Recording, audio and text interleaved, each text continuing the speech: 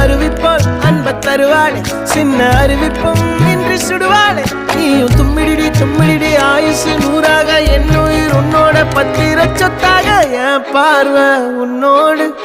உன் பொம்மை கண்ணோடு பேசாமல் விண்ணோடு நாம் மிதந்து போவோம் காதாரா அடியாளோ